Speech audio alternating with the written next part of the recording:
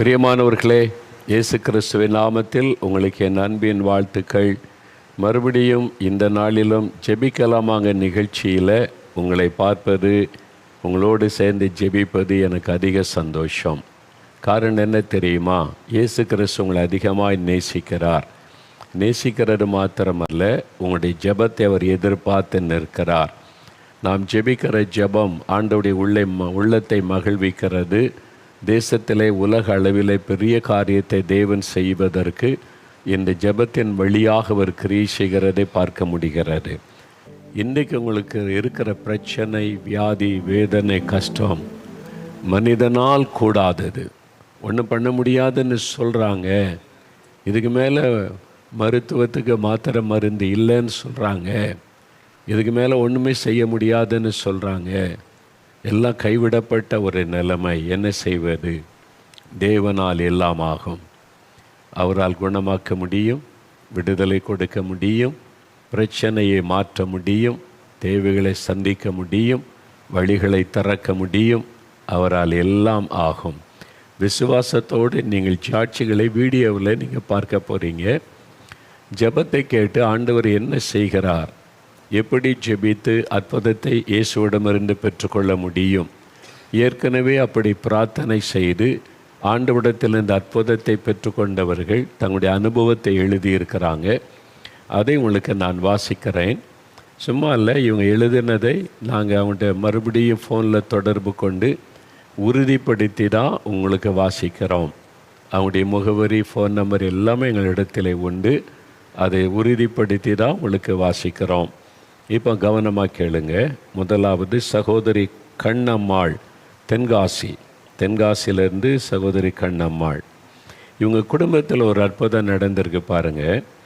என்னுடைய கணவர் 8 வருடமாக மதுபானத்திற்கு மிகவும் அடிமையாக இருந்தார். ஒரு நாள் கூட அவரால் குடிக்காமல் இருக்கவே முடியாது. தினமும் குடித்துவிட்டு வந்து வீட்டில் சண்டை போடுவார். அவர் சம்பாதிக்கும் பணம் முழுவதையும் குடித்தே முடித்து விடுவார். அது மட்டுமல்ல, வட்டிக்கு கடன் வாங்கி குடிக்க ஆரம்பித்து விட்டார். இதனால் வீட்டில் மிகுந்த வறுமை காணப்பட்டது. பிள்ளைகளை படிக்க வைப்பதற்கு மிகவும் சிரமமாக இருக்கும். ஒரு கட்டத்தில் என்னுடைய கணவரே குடியை விட வேண்டுமென்று நினைத்தாலும் அவரால் விட முடியவில்லை. இதனால் தற்கொலை செய்து கொள்ள முயற்சியும் செய்திருக்கிறார். இப்படிப்பட்ட சூழ்நிலையில் கடந்த ஜனவரி மாதம் ஜெபமலையில் நடைபெற்ற திறப்பின் வாசல் உபவாச ஜெபத்தில் கலந்து கொண்டு என் கணவருக்காக மிகுந்த கண்ணீரோடு ஜெபித்துவிட்டு ஜெப விண்ணப்பம் ஒன்றை எழுதி கொடுத்துவிட்டு வந்தேன். அடுத்த மாதம் உங்களிடத்திலிருந்து பதில் மிகுந்த ஆச்சரியம். சில நாட்களிலேயே என்னுடைய கணவர் குடிப்பதை நிறுத்திவிட்டார். இப்பொழுது 2 மாதமாக குடிப்பதே இல்லை. அவருடைய நண்பர்கள் குடிப்பதற்கு அழைத்தாலும் அவர் செல்வது இல்லை. இப்பொழுது குடிக்க வேண்டுமென்ற எண்ணமே அவரை விட்டு போய்விட்டது. இப்பொழுது நாங்கள் மிகுந்த மகிழ்ச்சியோடு இருக்கிறோம். என்னுடைய ஜெபத்தை கேட்டு 8 வருடமாக குடிப்பழக்கத்துக்கு அடிமையாக இருந்த என் கணவரை விடுதலையாக்கி எங்களுடைய குடும்பத்தில் சந்தோஷத்தையும் சமாதானத்தையும் தந்த இயேசுவுக்கு நன்றி செலுத்துகிறோம். கண்ணம்மாள் என்கிற ஒரு சகோதரி, அவருடைய கணவர் பாருங்கள் 8 வருஷமாக மதுபானம், கடன் வாங்கி குடிச்சிட்டு வந்துடுவார். அதனால் வீட்டில் வறுமை, கஷ்டம், பிள்ளைகளை படிக்க வைக்க முடியல. இந்த சகோதரிக்கு கணவர் அந்த பாவத்திலிருந்து விடுதலை பெற்றாரா, ஒரு ஆசீர்வாதம் வீட்டுக்குள்ளே இருக்க முடியும். என்ன செய்வது? அவங்க ஜெபமலையில் ஒவ்வொரு கடைசி வியாழக்கிழமை திறப்பின் வாசல் ஜெபம் வரும். அதில் வந்து ஜெபிச்சிருக்காங்க. ஒவ்வொரு அந்த திறப்பின்வா ஜெபத்துக்கு 5000த்துக்கு அதிகமான பேர் அங்கே கூடி வந்து ஜெபிப்பார்கள். ஜெபக்குறிப்பை எழுதி கொடுத்துட்டு வந்தாங்களா, அங்கே ஜெபக்குறிப்பை நாங்கள் ஜெபக்குழுவில் வைத்து ஜெபிப்பது உண்டு. ஆண்டவர் ஜெபத்தை கேட்டு கணவருக்குள்ள இருந்த குடி பழக்கத்தின் உங்கள் வீட்டில் யாரோ ஒருவர் இன்றைக்கு நீங்கள் விசுவாசத்தோடு ஜெபிங்க, ஆண்டவர் அவளை தொடுவார், பாவத்திலிருந்து விடுதலை தருவார். அடுத்து பாருங்கள், சகோதரி லதா, சென்னையிலேருந்து எழுதியிருக்கிறாங்க. சகோதரி லதா என்கிற சகோதரி 1987 வருடத்தில் இருந்து எனக்கு 20 வயது இருக்கும்போது எனக்கு கால் வலி வந்தது. அவங்களுக்கு 20 வயசில் கால் வலி வந்ததான். என்னுடைய வலது கால் இடுப்புக்கு கீழிருந்து பாதம் வரை அதிகமாக வலித்து கொண்டே இருக்கும். இதனால் என்னால் நடக்க முடியாது, எந்த வேலை செய்ய முடியாது. ஆக மருத்துவமனைக்கு சென்று சிகிச்சைகளை மேற்கொண்டு 2 மாதத்திற்கு ஒரு முறை 8000 ரூபாய்க்கு மாத்திரை சாப்பிட்டு வந்தேன். இப்படிப்பட்ட சூழ்நிலையில் 2020ஆம் வருடம் ஜெபிக்கலாமாங்க நிகழ்ச்சியில் நீங்கள் மன்னிப்பதை குறித்து தேவ செய்தி அளித்தீர்கள். ஏதாவது உங்களுடைய ஜெபம் கேட்கப்பட வேண்டுமானால், ஆண்டவர் உங்களுடைய ஜெபத்தை கேட்டு அற்புதம் செய்ய வேண்டுமானால், உள்ளத்தில் கசப்போ வெறுப்போ யார் மீதாவது இருந்தால் ஆண்டவர் ஜெபத்தை கேட்கவும் மாட்டார், பதில் தரவும் மாட்டார். அப்போ நீங்கள் யாரால் பாதிக்கப்பட்டிருந்தாலும் அவங்கள மனப்பூர்வமாக நீங்கள் மன்னிக்கணும். மன்னிச்சாதான் உங்களுடைய ஜெபத்தை ஆண்டவர் கேட்டு பதில் தருவார்.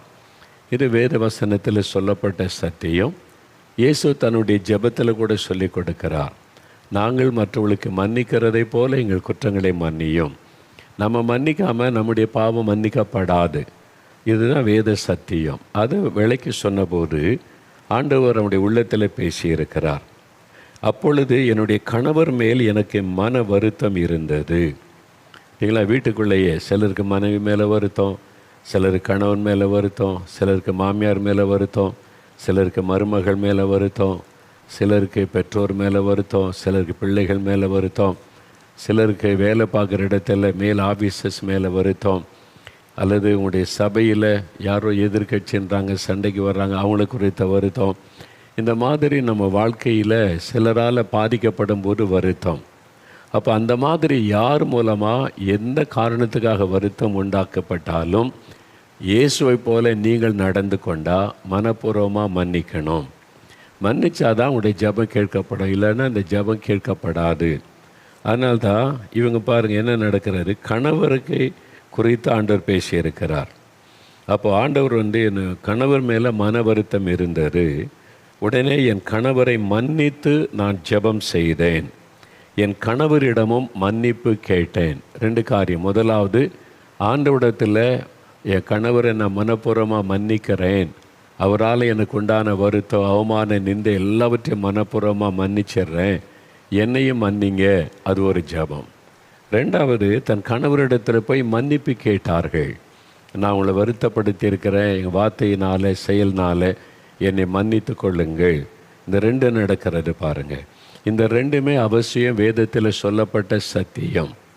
என் கணவரிடம் ஒப்புரவான சில நாட்களிலேயே 33 வருடமாக எனக்கு இருந்த கால் வலி என்னை விட்டு போய்விட்டது. 33 வருஷமாக அந்த வலி மறைந்து விட்டது. அப்போது தடையாக இருந்தது என்னது? அற்புதம் பெற்றுக்கொள்ள தடையாக இருந்தது கசப்பு, ஒரு வெறுப்பு, ஒரு வருத்தம், மன்னிக்காத சுபாவந்தான் ஆண்டவர் அவங்களை அற்புதம் செய்ய முடியாதபடி தடுத்து கொண்டிருந்தது. மேலும் 36 வருடமாக எனக்கு, அதாவது குளிர்ந்த தண்ணீரில் குளித்தாலோ அல்லது பாத்திரம் மற்றும் துணி துவைத்தாலோ உடனே தும்மல் ஏற்பட்டு சளி பிடித்துவிடும். இதனால் அதிகமாக வெயிலடிக்கும் காலத்திலும் சுடு தண்ணீரில் தான் குளித்து வந்தேன். இதற்காக ஒவ்வொரு வாரமும் ஜெபிக்கலாமாக நிகழ்ச்சியை பார்த்து விசுவாசத்தோடு ஜெபித்து கொண்டு வந்தேன். இது 36 வருஷ பிரச்சனை. கடந்த மார்ச் மாதத்திலிருந்து இப்பொழுது குளிர்ந்த தண்ணீரில் குளித்தாலும் பஞ்சு தண்ணீரை பயன்படுத்தினாலும் எனக்கு ஒத்துக்கொள்கிறது. இப்பொழுது நான் நல்ல சுகத்தோடு இருக்கிறேன். 33 வருடமாக எனக்கு இருந்த கால் வலியில் இருந்தும் 36 வருடங்களாக இருந்த அந்த குளிர்ந்த தண்ணீர் அலர்ஜியில் இருந்தும் பரிபூர்ண சுகம் தந்த அற்புதர் இயேசுக்கே மகிமை செலுத்துகிறேன். 2 பிரச்சனை, ஒன்று கால்வலி, இன்னொன்று ஒத்துக்கொள்ளாமை, ஒவ்வாமை. இந்த 2 காரியத்திலேருந்து விடுதலை ஆண்டவர் கொடுத்திருக்கிறார் பாருங்கள். 33 வருஷம் உங்கள் வாழ்க்கையில் சில வலிகள், வேதனைகள் நீண்ட காலம் இருக்குது. ஜெபிச்சாலும் ஒன்றும் நடக்க மாட்டேங்குதுன்னா இருதயத்தை சோதித்து பாருங்கள். யார் மீதாவது வருத்தம் இருக்குதா, கசப்பு இருக்குதா, வெறுப்பு இருக்குதா, யாரையோ மன்னிக்க முடியாமல் கஷ்டப்படுறீங்களா? ஆண்டவர்கிட்ட உதவி கேளுங்க. மன்னிக்கிற இருதயம் தாங்க ஆண்டவரே, சத்துருக்களையும் நேசிக்க சொல்லி கொடுத்தீங்க, அந்த அன்பை எனக்கு தாங்க அப்படின்னு கேளுங்க. ஆண்டவர் உங்களுக்கு உதவி செய்வார். அப்போ அற்புதம் நடப்பதை நீங்கள் பார்க்க முடியும். அடுத்தது சகோதரி ஷர்மிளா பிரின்சி, சென்னையிலிருந்து சகோதரர் ஷர்மிளா பிரின்சி. எனக்கு 20 வயது ஆகிறது. ஒரு வாலிப மகள். சென்ற வருடத்தில் 1 மாத காலமாக எனக்குள் ஒரு பிரச்சனை இருந்தது, ஒரு போராட்டம். நான் பரிசுத்தமாய் வாழ வேண்டும் என்று நினைப்பேன். ஆனால் என் சிந்தனையை கட்டுப்படுத்த ஒப்பு கொடுத்து ஜெபிக்காமல் என் இருதயத்திலே நானே பரிசுத்தமாய் வாழலாம் என்று முயற்சி செய்வேன். நம்மளே பரிசுத்தமாக வாழலாம் இதெல்லாம் அப்படின்னு நானே முயற்சி பண்ணினேன். அதாவது ஆண்டவருடைய உதவியை நாடலை. ஆனால் ஜெபிக்க முடியாது. இதனால் வருத்தப்பட்டு என் இருதயமே பலவீனமானது. என்னால் பரிசுத்தமாக வாழ முடியல, அதுக்காக ஜெபிக்கவும் முடியலை. இது மாதிரி சிலருக்கு பிரச்சனை இருக்கும். தப்புன்னு தெரியுது, பாவம்னு தெரியுது, அதிலேருந்து விடுதலை வேணும், பரிசுத்தமாக வாழணுன்ற எண்ணம் வந்து விட்டது. அதுக்காக ஜெபிக்கணும்னு போனால் ஜெபிக்க முடியலை. நாமே முயற்சி பண்ணலாம், பரிசுத்தமாக வாழன்னா முடியலை. அப்போது உள்ளத்தில் ஒரு பெரிய பாதிப்பு, கஷ்டம். இந்த மாதிரி தான் இந்த மகள் கஷ்டப்பட்டுருக்கிறாங்க. அந்த நபர் கஷ்டப்பட்டதுனால அவங்க சொல்கிறாங்க, இனிமேல் நம்முடைய வாழ்க்கை எதிர்காலம் அவ்வளவுதான் என்று எண்ணம் என் மனதில் கரை போல படிந்து விட்டது. என்னுடைய இருதயம் பலவீனப்பட்டு எனக்கு சரியாக மூச்சு விட முடியாத சூழ்நிலை ஏற்பட்டது. 1 மாத காலமாக நான் அதிகமாய் பலவீனப்பட்டு சோர்வோடும் மனக்கவலையோடும் இருந்தேன்.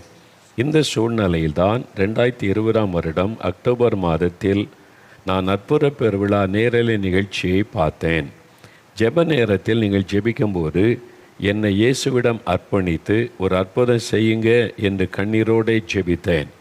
இதுவரைக்கும் தான் முயற்சி பண்ணி பார்த்தாங்க, பரிசுத்தமாய் வாழ முடியலை.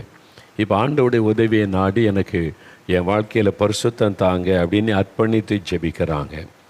ஜெபிக்கும்போது என் உடம்பு முழுவதும் குளுமையாக ஜில்லென்று குளிர்ந்தது. என் மனதில் ஒரு பெரிய சமாதானத்தை என்னால் உணர முடிந்தது. அதன் பின்பதாக என்னால் நன்றாக மூச்சு விடவும் முடிந்தது. இப்பொழுது நான் நன்றாக ஜெபிக்கிறேன். என் மனதிலே ஜெயித்து வாழ முடியும் என்ற ஒரு நம்பிக்கையை இயேசு என் மனதில் வைத்தார். எனக்கு அற்புதம் செய்த இயேசுவுக்கு நன்றி. பாவத்தை மேற்கொண்டு ஒரு வெற்றி உள்ள வாழ்க்கை, அதான் அந்த மகள் ஜெபித்தது. ஆண்டவர் வெற்றி உள்ள வாழ்க்கையை தந்திருக்கிறார்.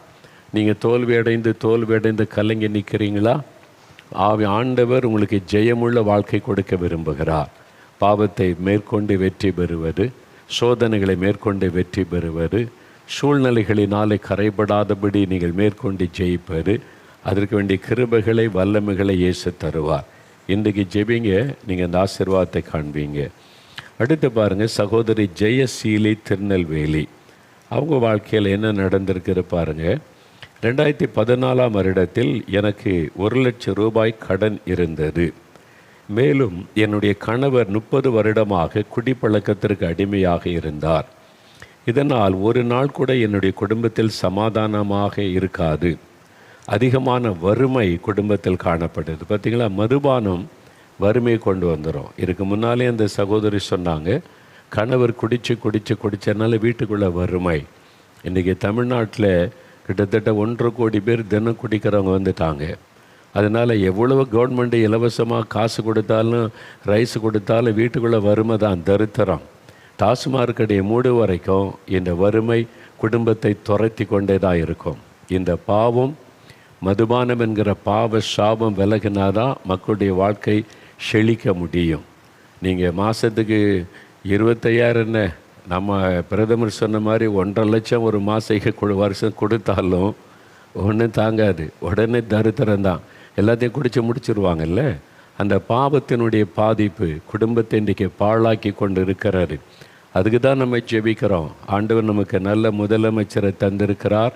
அவருடைய உள்ளத்தில் ஆண்டவர் பேசி இந்த மதுபான கடையை மூட வைக்கணும்னு சொல்லி. பீகாரில் மூடிட்டாங்களே, அப்போ குஜராத்தில் மூடி இருக்குதே இல்லையே, அது மாதிரி தமிழ்நாட்டிலையும் மதுபான கடை மூடப்படணும். பாருங்கள், எத்தனை குடும்பம் பாழாக்கிக்கிட்டு இருக்கு பார்த்தீங்களா. அப்போ இது மாதிரி இப்போவே 2 பேர் சொல்லிட்டாங்க, குடும்பத்தில் வறுமை மதுபானத்தினால. இப்படிப்பட்ட சூழ்நிலையில் 2014ஆம் வருடத்தில் ஒரு மாதம் 4 மாவடியில் உள்ள தேவனுடைய கூடாரத்தில் திறப்பின் வாசல் உபவாச ஜெபத்தில் கலந்து கொண்டேன். ஜெப நேரத்தில் என்னுடைய குடும்ப சூழ்நிலைமைகளை நினைத்து மிகுந்த மன பாரத்தோடு இயேசுவிடம் ஜெபித்து கொண்டிருந்தேன். அப்பொழுது நீங்கள் என்னுடைய பெயரை சொல்லி அழைத்து, இன்று முதல் ஆண்டவர் உங்களை ஆசீர்வதிக்கிறார், உங்களுடைய கடன் பிரச்சனைகளை மாற்றி உங்களுடைய குடும்பத்தில் சமாதானத்தையும் ஆசீர்வாதத்தை கட்டளையிடுகிறார் என்று சொன்னீர்கள். ஜெபித்துவிட்டு சென்ற சில நாட்களுக்குள் ஆச்சரியமாக என்னுடைய 1,00,000 கடன் அடைக்க தேவன் உதவி செய்தார். மேலும் ஜெபித்துவிட்டு சென்ற அடுத்த மாதமே 30 வருடமாக குடிக்க அடிமையாக இருந்த என்னுடைய கணவர் குடிப்பதை நிறுத்திவிட்டார்.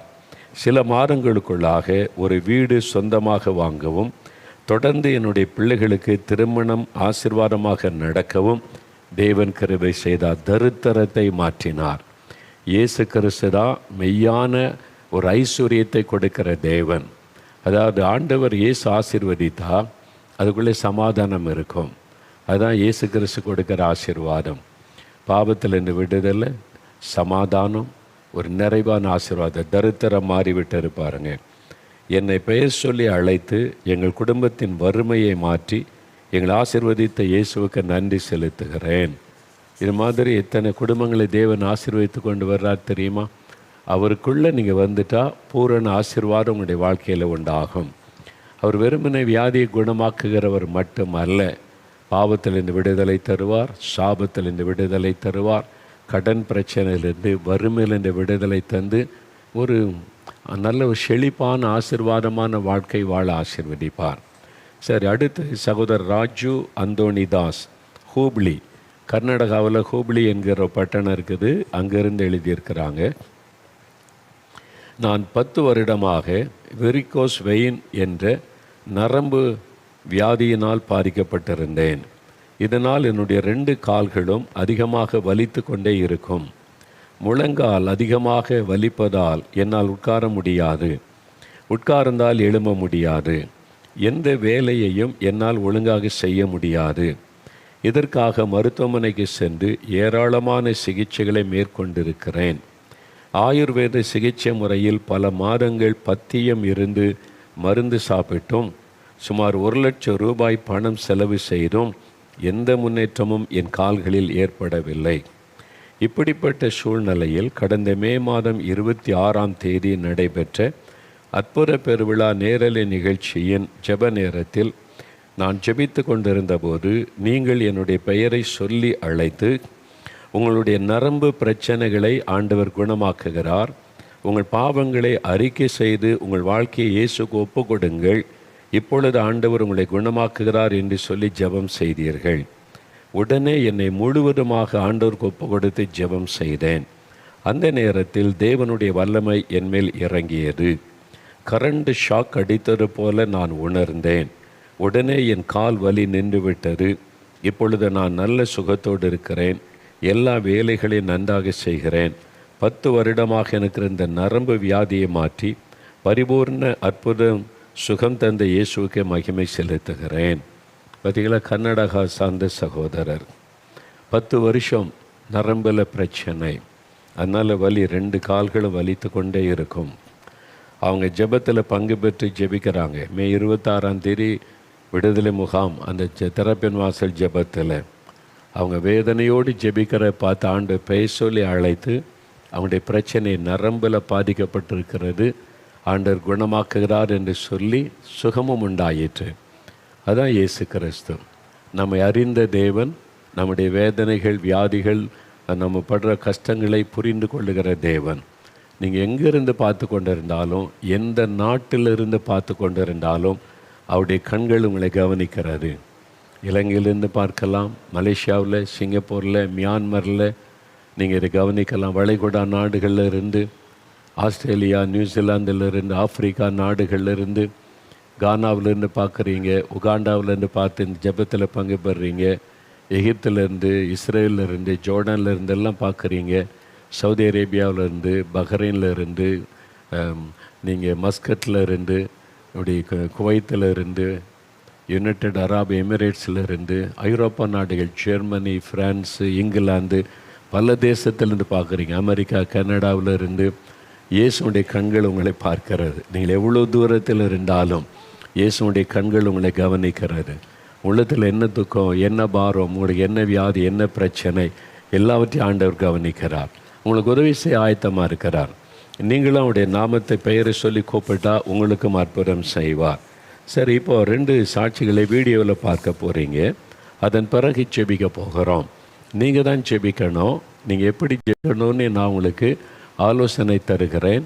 இவங்கெல்லாம் எப்படி ஜெபித்த இயேசுவோட அற்புதம் பெற்றுக்கொண்டாங்க என்பதை நீங்கள் அறிந்தீங்க. நீங்கள் ஜெபிக்கும் போது உங்களுக்கு அற்புதம் நடக்கும்.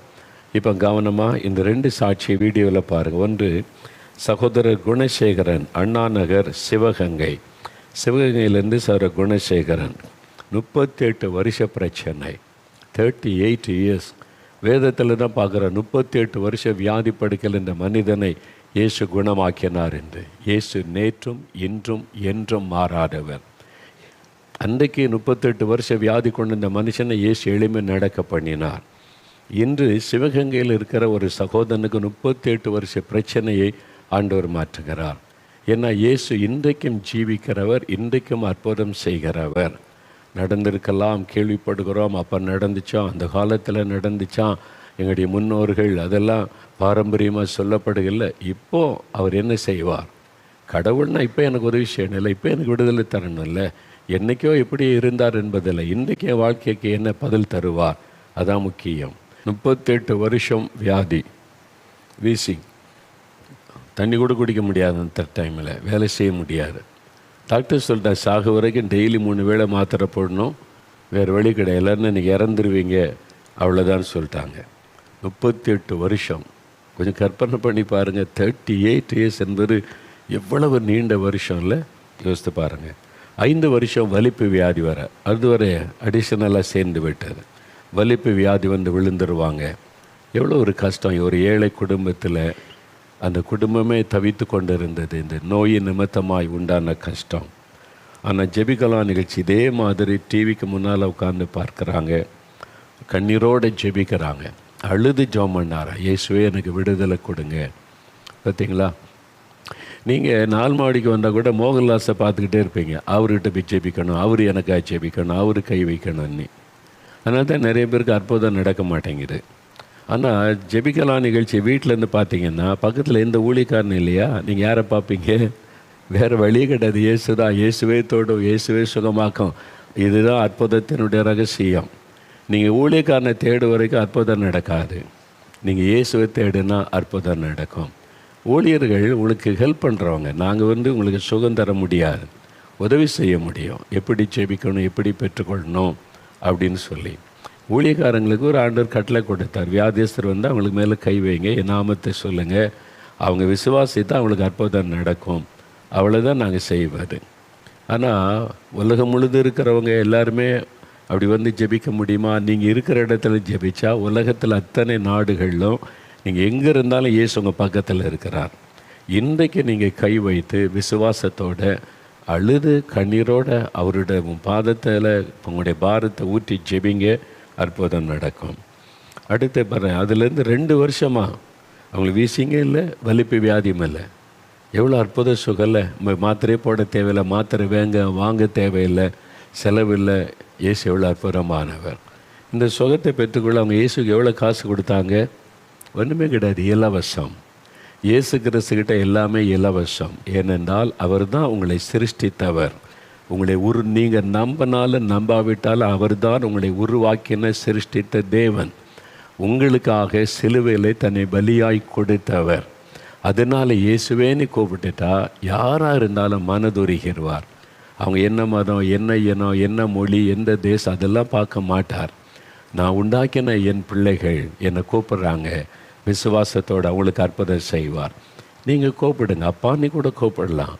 அவர் தான் உங்களை உண்டாக்கினார். உரிமையோடு சொல்லுங்கள், என் பாவத்தை மன்னிச்சு எனக்கு சுகந்தாங்க அப்படின்னு கேளுங்க. சரி, இன்னொரு சகோதரி காவியா, திருச்சி. இவங்களுக்கு 15 வருஷமாக ஒரு வியாதி பாருங்கள். இந்த 2 பேருக்குமே இந்த வியாதி இருந்திருக்கிறது. இவங்களும் அதை தான் சொல்கிறாங்க.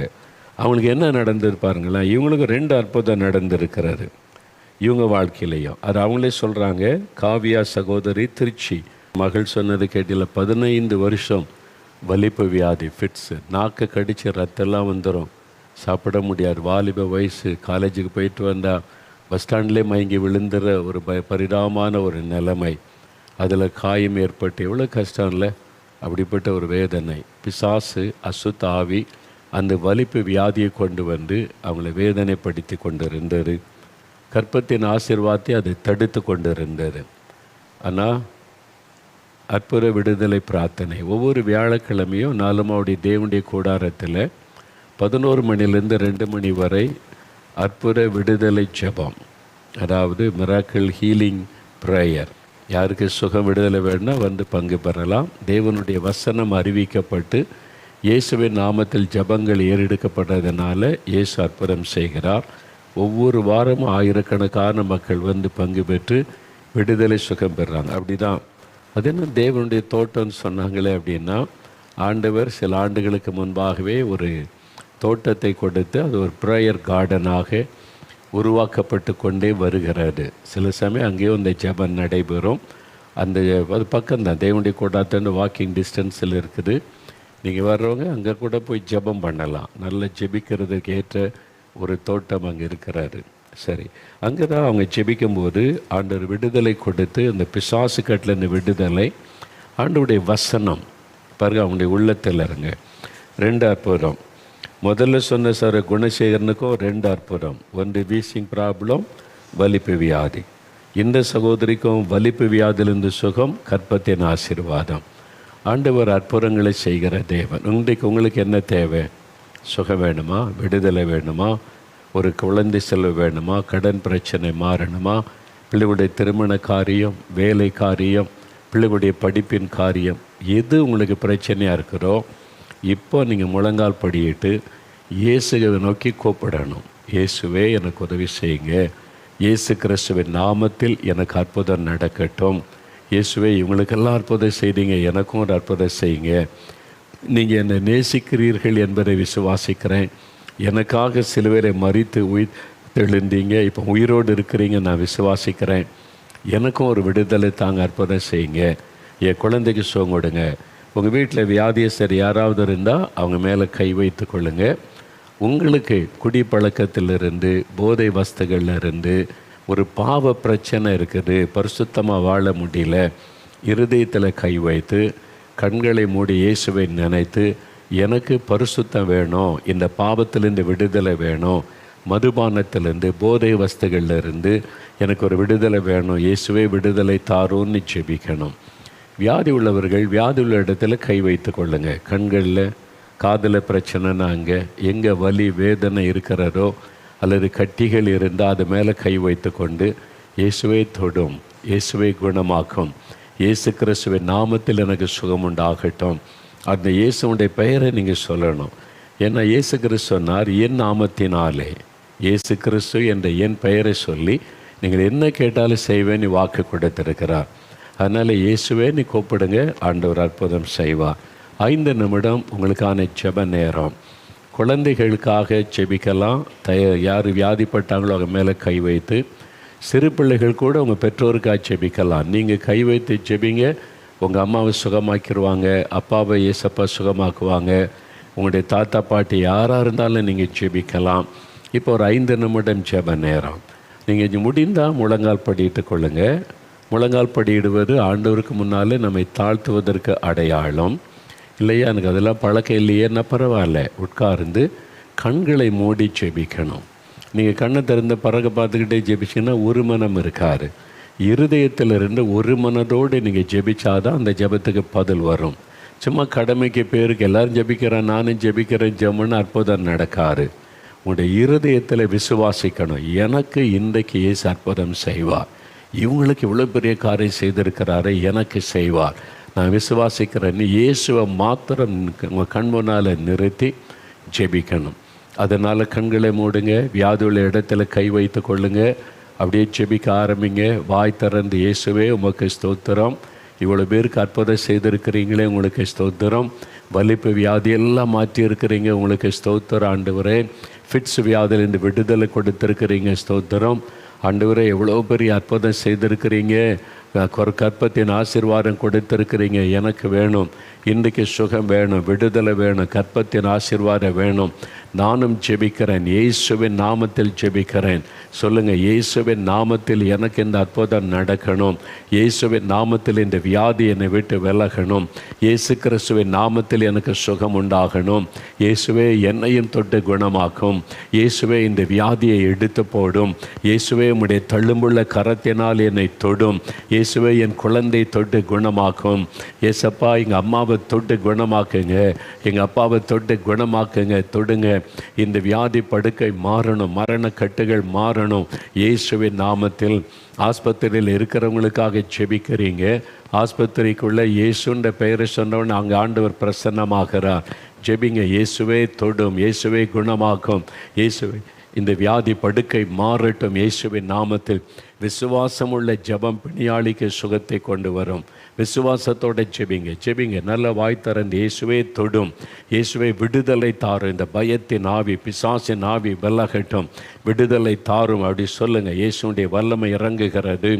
ஆண்டவரே, இந்த கடன் பிரச்சனை மாறணும், பண தேவை சந்திக்கப்படணும், வறுமை நீங்கணும், குடிப்பழக்கத்தை இந்த கணவர் விடுதலை அடையணும். ஜெபம் பண்ணுங்க, ஜெபம் பண்ணுங்க, பிரார்த்தனை ஏறிடுங்க. இயேசுடைய பெயரை சொல்லுங்கள். சொல்ல சொல்ல ஆண்டவருடைய வல்லமை இறங்கி கொண்டு இருக்கிறது. விடுதலை உங்களுக்கு வந்து கொண்டு இருக்கிறது. ஆண்டவருக்கு நன்றி சொல்லுங்கள். தமிழ்ச்செல்வி, தமிழ்ச்செல்வி என்கிற ஒரு மகள் ஜெபிக்கிறீங்க. உங்களுடைய சரீரத்தில் நரம்புகள் பாதிக்கப்பட்டதுனால எனக்கும் இந்த பாதிப்பு இருக்குது. இந்த நரம்பு பாதிப்பினால் நான் இவ்வளோ கஷ்டப்படுகிறேன் படுக்கையில். இந்த வேதனையோடு ஜெபிக்கிற தமிழ்ச்செல்வி, ஆண்டவர் இயேசுடைய கரம் உங்களை தொடுகிறது. நரம்பு மண்டலத்துக்குள்ள இயேசுவின் சுகமளிக்கிற வல்லமை இறங்குகிறது. உங்களுடைய நரம்பு மண்டலத்தை இயேசு தொட்டு குணமாக்குகிறார். இயேசுவின் நாமத்தை நீங்கள் மெலிந்த சரீரத்தோடு இருப்பதை நான் பார்க்கிறேன். உங்களுடைய சரீரமே பலவீனப்பட்ட நிலைமையில் இருக்கிறது. இப்போ ஆண்டவருடைய வல்லமை தொடுகிறது. அந்த வியாதி மறைந்து ஒரு சரீரத்தில் புது பலனை கத்த தருகிறார். இயேசுவுக்கு ஸ்தோத்திரம் என்று ஆண்டவருக்கு நன்றி சொல்லுங்கள். இப்பொழுது சிவராஜ் என்கிற சகோதரன், ஆண்டவருடைய கரம் உங்களை தொடுகிறது. நீங்கள் அந்த இழுப்பு வியாதியினால் பாதிக்கப்பட்டு கஷ்டப்படுகிறீங்க. சில சமயத்தில் இழுப்பு வந்துட்டால் மரண வேதனை, மூச்சு விட திணறீங்க, செத்துருவனோன்னு நினைக்கிறீங்க. தினந்தோற சாவரை என்னையும் குணமாக்குன்னு கேட்டதுனால உங்களை தொட்டு குணமாக்குகிறார். அவர் உங்களுடைய பாவத்தை மன்னித்து குணமாக்குகிறார். இனி அந்த பாவத்தை செய்யாதங்க, இயேசுவே என்னை மன்னித்து விடுன்னு கேளுங்க. அவர் உங்களை மன்னித்து சமாதானமும் தந்து விடுவார். ஆண்டவருடைய கரம் தொட்டு விட்டதற்காக இயேசுவுக்கு நன்றி என்று உம்மை துதிக்கிறேன். ஆண்டவரே, உமக்கு நன்றி அப்பா, உமக்கு நன்றி. தேங்க்யூ லார்ட், உமக்கு நன்றி. ஆண்டவருடைய வல்லமை அநேகரை தொட்டு விடுதலை செய்து கொண்டு இருக்கிறது. ஜெபிங்க, ஜெபிங்க. இன்னொரு 3 நிமிஷம் இருக்குது. ஜெபிங்க. இயேசுவை தொடும், இயேசுவை குணமாக்கும் அப்படி சொல்லி ஜெபம் பண்ணுங்க. ஆண்டவருடைய கரம் தொடு. அநேக குழந்தைகள் இழுப்பு வியாதியினால் பாதிக்கப்பட்ட குழந்தைகளுக்காக அநேக தாய்மார் கை வைத்து ஜெபிக்கிறீங்க. குழந்தை மேலே கை வைங்க. குழந்தைகளை தாக்கி இருக்கிற இந்த பொல்லாத வியாதி, அந்த இழுப்பு வியாதி இயேசுவின் நாமத்தில் விலகட்டும். ஃபிட்ஸை கொண்டு வருகிற பொல்லாத ஆவியை நான் இயேசுவின் நாமத்தில் கடிந்து கொள்கிறேன் இயேசுவின் நாமத்தில். ஃபிட்ஸு அந்த வியாதி மறையட்டும். குழந்தைகளை விட்டு பொல்லாத சத்துருவை உன் கையினை எடு என்று உன்னை கடிந்து கொள்கிறேன். ஃபிட்ஸ் வியாதியை கொடுத்து குழந்தைகளை வாதித்து கொண்டிருக்கிற சாத்தானை இயேசுவின் நாமத்தில் கடிந்து கொள்கிறேன். விடுதலை உன்னுடைய குழந்தைகளுக்கு, சிறு பிள்ளைகளுக்கு விடுதலை ஆண்டவர் கொடுத்து கொண்டு இருக்கிறார். ஆண்டவருக்கு ஸ்தோத்திரம்னு சொல்லுங்கள். இயேசுவை என் குழந்தையை தொட்டு குணமாக்குகிறதற்காக உமக்கு ஸ்தோத்திரம் அப்படி சொல்லுங்கள். குழந்தையினுடைய ஃபிட்ஸ் வியாதி எடுத்து போடுகிறீர், சுகம் உண்டாகிறது. இயேசுவே ஸ்தோத்திரம். வாய் திறந்து ஆண்டவரை துதிங்க. ஒரு அற்புத மாற்றம் இன்று முதல் உன்னுடைய குழந்தையினுடைய சரீரத்தில் உண்டாகிறது. அந்த ஃபிட்ஸை கொண்டு வருகிற ஆவி விலகுகிறது. இப்போ குழந்தை வீட்டை விலகுகிறது. இன்றையிலேருந்து ஒரு மாற்றம் உண்டாவதை நீங்கள் காண்பீங்க. அதற்காக ஆண்டவருக்கு நன்றின்னு சொல்லுங்கள், நன்றின்னு சொல்லுங்கள். செல்வன் என்கிற ஒரு குழந்தைக்காக செபிக்கிற பெற்றோர், உங்களுடைய ஜெபம் கேட்கப்பட்டது. அந்த குழந்தையினுடைய ஃபிட்ஸ் வியாதி மறைகிறது. அந்த பெயர் செல்லமாக இருக்கணும்னு செல்வன் என்று, நல்ல செல்வ செழிப்பாக இருக்கணும்னு அந்த பெயர் வச்சிங்க. ஆனால் அவன் பாதிக்கப்பட்டு இருக்கிற அந்த குழந்தை இயேசு தொட்டு குணமாக்குகிறார். இயேசுவுக்கு நன்றி என்று ஆண்டவருக்கு நன்றி சொல்லுங்கள். நல்ல வாய் திறந்து கர்த்தருக்கு ஸ்தோத்திர ஆண்டவரே உமக்கு நன்றி அப்படின்னு சொல்லுங்கள். வாய் திறந்து சொல்லுங்கள். ஆண்டவர் குணமாக்கி கொண்டு இருக்கிறார். இயேசுவுக்கு ஸ்தோத்திரம் ஆண்டவரேன்னு சொல்லுங்கள். நீ தொட்டதற்காக, விடுதலை கொடுத்ததற்காக உமக்கு நன்றி, நன்றி. காட்சன் என்கிற ஒரு சின்ன குழந்தைக்காக செபிக்கிறீங்க. கடவுளுடைய பிள்ளையாக இருக்கணும்னு நீங்கள் ஒப்பு கொடுத்தீங்க. அது இந்த ஃபிட்ஸ் வியாதியில் மிகவும் கஷ்டப்படுகிறது. இயேசுவின் நாமத்தில் அந்த வியாதியை கொண்டு வந்த ஆவியை கடிந்து கொள்கிறேன். குழந்தைக்கு சுகம். உங்களுடைய ஜெபம் கேட்கப்பட்டது சகோதரி. நீங்கள் பொருத்தனை பண்ணி ஜெபிச்சிங்க. உங்களுடைய பொருத்தனையின்படி ஆண்டவர் அற்புதம் செய்கிறார். அப்படியே நீங்கள் நடந்து கொள்ளுங்க. ஆண்டவருடைய கரம் தொட்டது. இயேசுவுக்கு நன்றி. இன்னும் அநேகரை தொட்டு விடுதலை கொடுக்கிறார். அசுத்த ஆவிகள் விலகுகிறது.